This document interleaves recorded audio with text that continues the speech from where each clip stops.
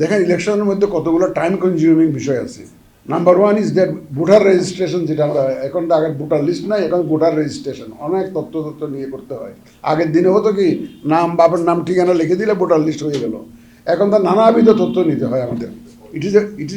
It may be called a voter registration, not the just the preparation of the voter list. তাহলে এই কাজটা আমরা time consuming হলেও এই কাজটা আমরা অলরেডি শুরু করে দিয়েছি এবং আমরা টাইমটাকে এগিয়ে নিয়ে এসেছি যাতে করে আমরা উইদিন দ্য টাইম ফ্রেম যাতে কাজটা করতে পারি। আর একটা বড় কাজ হচ্ছে আমার ডিলিমিটেশন। কিন্তু ডিলিমিটেশনের জন্য আমরা প্রায় ১৫০ আবেদন কিন্তু পেয়েছি, অভিযোগ পেয়েছি। তাদের যে কনস্টিটিউয়েন্সিগুলোকে ডিস্টার্ব করা হয়েছে ২০০৮-এ বিশেষত, তারপর দিকেও হয়েছে। কিন্তু আমরা স্টাক হয়ে আছি কি জন্য? আমরা এগুলো ডিসপোজাল দিতে পারছি না। ওনারা নট অনলি ডিস্টর্টিং দি ডিলিমিটেশন, কিন্তু আইনের মধ্যেও এমনভাবে বাধা সৃষ্টি করা হয়েছে যাতে আমরা এই যেটা ফিক্স করতে না পারি। ২০২১ সালে আইনের মধ্যে একটা সংশোধনী আনা হয়েছে যাতে করে আমরা চাইলে কিন্তু ওই অভিযোগগুলো অ্যাড্রেস করতে পারতেছি না। এই আইনটা সংশোধন করতে হবে, ওইটুকু সংশোধন করতে হবে। আদারওয়াইজ ডিলিমিটেশনটা আমরা আটকে যাচ্ছি, মানুষের অভিযোগগুলো অ্যাড্রেস করতে আটকে যাচ্ছি।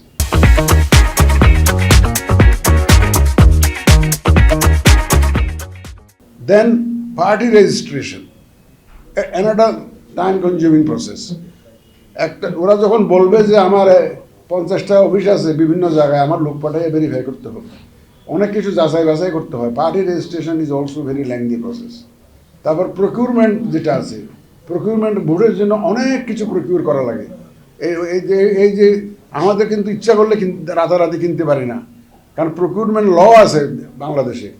ওখানে প্রকিউরমেন্ট লতে প্রেসক্রাইব করা আছে, আপনি টেন্ডার দিবেন, কতদিন পরে খুলবেন, 28 দিন, মূল্যায়নের জন্য এতদিন, ওয়ার্ক অর্ডারের জন্য এতদিন, একদম টাইম ফিক্স করে দেওয়া আছে, আইনের মধ্যে দেওয়া আছে। ওটা আমি ইচ্ছা করলে কিন্তু টুইস্ট করতে পারবো না, কমাইতে পারবো না।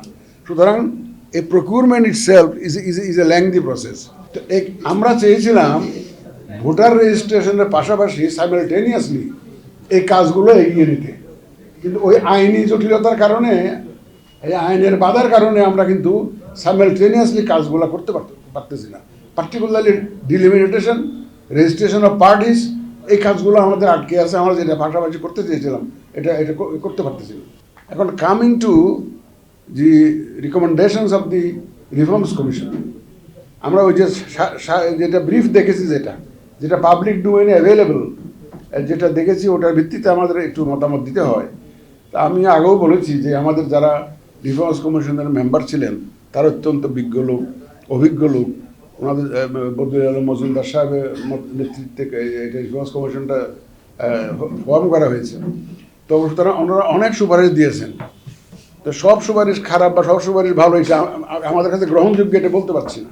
কারণ ওই যে আমি ওই দিন কোন একটা চ্যানেলে জানি বলতেছিলাম যে যিনি জুতা পায়ে দেন উনি জানেন প্যারেকটা কোথায় খোঁচাচ্ছে।